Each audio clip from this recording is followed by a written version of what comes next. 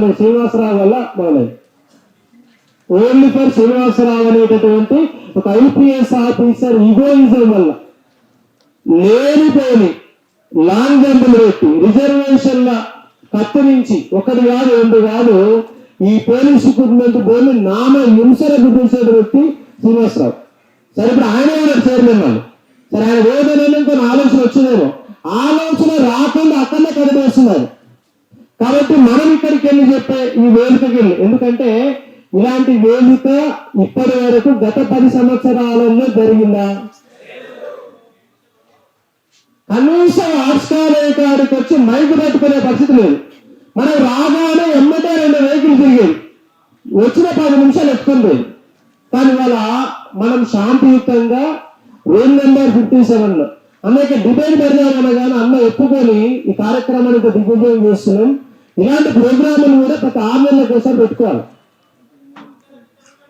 Compulsory పెడదాం.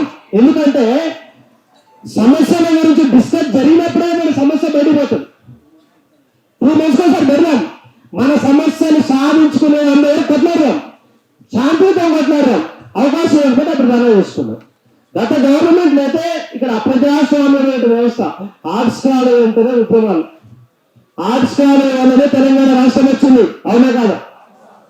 కేసీఆర్ నా వల్ల కాదు నిరాహార దీక్ష విరమించినప్పుడు ఓ కేసీఆర్ తాగాల్సింది నిమ్మరసం కాదు మా రక్తం తాగండి అని ఇదే ఆర్ట్స్ కాలేజ్ ముందు 4000 మంది శవయాత్ర పెడితే పడుకున్న కేసీఆర్ మళ్ళీ నిలుచుకున్నాడు.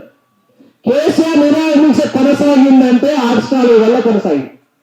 కానీ ఇదే ఆర్ట్స్ కాలేజ్ నుంచి మనము ఈ 2 లక్షల ఉద్యోగాల కల్పన కంపేర్ చేసుకోవాలా. మన ప్రజాస్వామ్య ప్రభుత్వం అని భావిస్తున్నాం, ప్రజాస్వామ్య ప్రభుత్వం నిలబెట్టుకున్నాం. కంపల్సరీ మన ప్రజాస్వామ్యాన్ని రిప్రజెంటేటివ్ గా మనకు ఎమ్మెల్సీ బల్మూరి వెంకటన్ ఉన్నారు, లాయర్లు ఉన్నారు, ఇంకా మంత్రులను కూడా ఇక్కడ ఓపెన్ డిబేట్ తీసుకుంటాం, ముఖ్యమంత్రి గారు డిబేట్ తీసుకుందాం.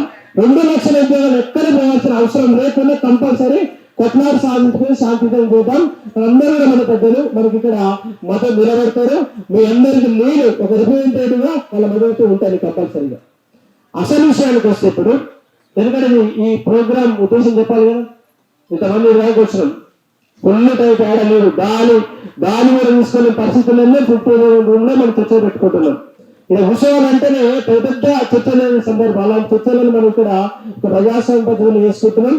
ఈ ప్రోగ్రామ్ కి బల్మూరి వెంకటన్ రాయడం, అట్లాగే అడ్వకేట్ సార్ రావడం, అలాగే చిన్నా సార్ రావడం, అలాగే మన ఎన్ఎస్ఐ నాయకులు ఆ విద్యార్థి నాయకులు వచ్చారు, దాంట్లో కూడా సమస్య బాధితులు వచ్చారు. అందరూ ఇక్కడ చర్చ జరుపుకుంటున్నాం. అది మన ప్రభుత్వం, అందరూ మనమే. ఎక్కడైనా మనలోకి వెళ్ళి ఒక వ్యక్తి మనతోనే ఉంటారు, కంపల్సరీ ఉంటారని భావిస్తున్నాం. మన చర్చలు ముఖ్యమంత్రి తీసుకుపోతాం, 100% తీసుకుపోతాం. ఈ 46 పరిష్కారం ఏం చేద్దామంటే, పాత పద్ధతి ప్రకారం రిజల్ట్ ఇవ్వాలా, కొత్త పద్ధతి ప్రకారం రిజల్ట్ ఇవ్వాలా? పాత ప్రకారం రిజల్ట్ ఇవ్వాలి. మరి కొత్త వాళ్ళు ఆల్రెడీ వాళ్ళకు పేర్ల లిస్ట్ లో పేరుంది, మరి వాళ్ళకి లాక్కుంటే అడుగుతుందా? ఊరుకోరు. కాబట్టి ఇద్దరికి న్యాయం జరగాల, రిజల్ట్ కాబట్టి వెళ్తున్నారు, రిజల్ట్ ఇచ్చారు కాబట్టి వాళ్ళు కూడా బాధితులే, వాళ్ళు కూడా తెలంగాణ బిడ్డలే. ఆందోళన ఉంటే 500 ఉండొచ్చు, వాళ్ళు కూడా తెలంగాణ బిడ్డలే, మీరు తెలంగాణ బిడ్డలే. ఇద్దరికి న్యాయం జరగాలంటే ఇక్కడ రెండు పంతాలు చేయాలి. ఒకటి పాత నోటిఫికేషన్ ప్రకారం పంతాలు చేయాలా, 2 కొత్త నోటిఫికేషన్ పంతాలు చేయాలి. 5,000 మంది మెరిట్ లిస్ట్ చేయాలి. 5,000 మంది మెరిట్ లిస్ట్ తీసి పక్కన పెట్టాలా. ఇంతవరకు ఈ కటాఫ్ వరకు 127 వరకు 128 వరకు కటాఫ్ ఉంది అని తేలిపోతుంది. పొందటల్లా పాత ప్రకారం 5,000 ఉద్యోగాలకు మెరిట్ లిస్ట్ తీయాలా, తీసి పక్కన పెట్టాలి. పక్కన పెట్టాక పాత ప్రకారం రిజల్ట్ ఇవ్వాలి. రిజల్ట్ ఇస్తే 5,000 మందికి వెళ్ళి 3,500 మంది ఎగిరిపోతారు. ఎందుకంటే పాత లిస్ట్ ప్రకారం ఇచ్చినా కూడా CD1 CD2 దాంట్లో కూడా మెరిట్ విద్యార్థులు ఉన్నారు. ఒక హైదరాబాద్ రంగారెడ్డి జిల్లా పరిధిలోనే తక్కువ మార్కులు వచ్చినాయి. మిగతా జిల్లాలలో అందరూ కూడా మెరిట్ లోనే ఉన్నారు, 1-2 మార్కులు ఆడుతూనే ఉన్నారు. కానీ 5,000 ఉద్యోగాలలో 3,500 ఉద్యోగాలు కొత్త ప్రకారం రిజల్ట్ ఇస్తే పోతారు. మిగిలిన వాళ్లకు సూపర్ నెంబర్ పోస్ట్ క్రియేట్ చేయాలి. ఇది మొదటి అంశంగా గవర్నమెంట్ సూపర్ నెంబర్ క్రియేట్ చేయడం సాధ్యమైందా కాదని ఇప్పుడు శరత్ కుమార్ సార్, చిల్లారామ సార్ చెప్తారు. అవుతుందా కాదా? గతంలో ఇచ్చే సందర్భాలు ఉన్నాయా? ఎందుకంటే నిన్న 7,000 ఉద్యోగాలు 15,000 పోస్ట్ 15,000 పోస్ట్ పెంచుకున్నారు. మరి అట్లా పెంచడానికి ప్రాబ్లం అయితే కానీ మొదటి మనం వాళ్ళ సమాధానం చెప్తారు. ఇంకోటి ఏంటంటే అంటే దీనికి సంబంధం లేకుండా చెప్పే అంశం ఏంటంటే గ్రూప్ 4 రిజల్ట్ ఇచ్చినాకనే కానిస్టేబుల్ రిజల్ట్ వాళ్ళు అవునా విషయం ఏంటంటే ఎక్కువ మంది ఫస్ట్ కానిస్టేబుల్ రావడానికంటే గ్రూప్ 4 పోవడానికి కింద చూపిస్తారు. దానివల్ల కూడా జరుగుతుంది. రెండవది ఏంటంటే ఈ 15,000 మందికి విల్లింగ్ గా నాన్ విల్లింగ్ గా అనే లిస్ట్ కంపల్సరీ తీసుకోవాలి.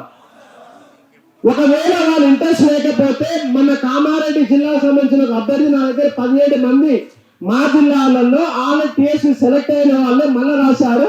వాళ్ళు అన్విల్లింగ్ ఉన్నారు సార్, వాళ్ళు మెడికల్ కూడా రావడానికి ఇంట్రెస్ట్ లేరు. ఆ 17 పోస్టులు నాకు క్రియేట్ చేస్తే నాకు ఉద్యోగం వస్తుంది ఏజ్ లో పోయినాక చెప్తున్నాడు. అట్లా ప్రతి జిల్లాకి 30 పోస్టులు ఉంటాయి.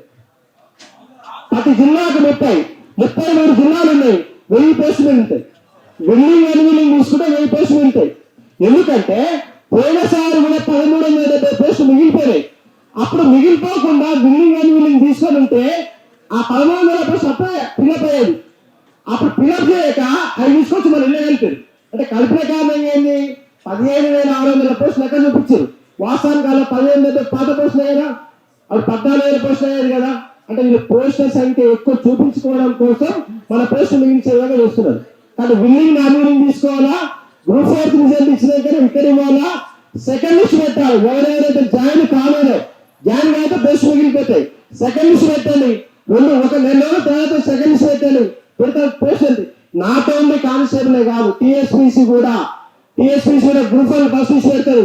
వాడు ఆల్రెడీ గ్రూప్ 1 ఉద్యోగం చేస్తాడు. దానికంటే మంచి పోస్ట్ వాళ్ళు వెనక్కి వెళ్ళిపోతారు కదా. గ్రూప్ 2 సెకండ్ లిస్ట్ పెట్టాలా. అట్లా పెడితే ఏ నోటిఫికేషన్ పోస్ట్ ఆ నోటిఫికేషన్ ఫిల్అప్ అయిపోతాయి. మళ్ళీ మిగిలిచ్చి మళ్ళీ నెక్స్ట్ నోటిఫికేషన్ చూపిస్తా అంటే కుదరదు. ఇంకోటి ఏంటంటే ఇక్కడ డిస్కషన్ చాలా మంది వచ్చి ఆగిపోయినారు. 783 పోస్టులు గ్రూప్ ఉద్యోగాలు ఉన్నాయి. అవి 2,000 ఉద్యోగాలు కంపల్సరీ ఇవ్వాలా. లేదు పాత నోటిఫికేషన్ అంటే మన టీఆర్ఎస్ నోటిఫికేషన్ అంటే లెక్క కడతాం, కాంగ్రెస్ నోటిఫికేషన్ లెక్క కడతాం. మేము 2,000 ఉద్యోగాలు గ్రూప్ ఇవ్వాలా, 3,000 ఉద్యోగాలు గ్రూప్ 3 ఇవ్వాలా. మీరు 60 పోస్టులు వేస్తారు, పిచ్చనేస్తారా మాకైనా గ్రూప్ 1 ఉద్యోగాలు 60 పోస్టులు ఎందుకు మాకు? మీ గవర్నమెంట్ ఎందుకు తీసుకొచ్చిన? మేము గవర్నమెంట్ తీసుకొచ్చినాక 60 పోస్టులు వేస్తారు, పిచ్చం వేయకండి. కనీసం 250 పోస్టులు పెంచండి, గ్రూప్ 2 పోస్టులు పెంచండి, గ్రూప్ 3 పెంచండి. ఉద్యోగ సమస్యల పైన మీరు కనుక గవర్నమెంట్ కనుక సీరియస్ గా చర్చ తీసుకోకపోతే, ఎందుకంటే ఈ నేపథ్యంలో చెప్తే ఖాళీలు 1370 కానిస్టేబుల్ పోస్టులు లాస్ట్ టైం నోటిఫికేషన్ సంబంధించినటువంటి అంశాలు. కాబట్టి బలమూరు వెంకటని పట్టుకొని మనం సీఎం దగ్గర కూర్చున్నాం కంపల్సరీగా మన సమస్యల పరిష్కారం కోసం. ఇవి కూడా 15,000 ఉద్యోగాలు గవర్నమెంట్ నడుచుకుంటే అవుతుంది, కావాలని ఏముండదు. ఎందుకంటే ఎన్నోసార్లు కొత్త క్రియేట్ చేస్తున్నారు. మరి క్రియేట్ చేయడానికి అవకాశం ఉండాలి అని ఇప్పుడు మన సార్ చెప్తాడు. మరి గ్రూప్ 2 గ్రూప్ 3 పెంచుకుంటాం. డిస్కషన్ వచ్చిన ప్రతి అంశం పైన నేను వీడియో చేశాను. మీరు లెటర్లు కనుక ఇస్తే ప్రతి అంశం పైన నేను వీడియోలు చేసి మీ సమస్య పరిష్కారం కోసం కూడా పరిష్కార మార్గాలు అనేది చెప్తాను. మరి ఇప్పుడు మన సార్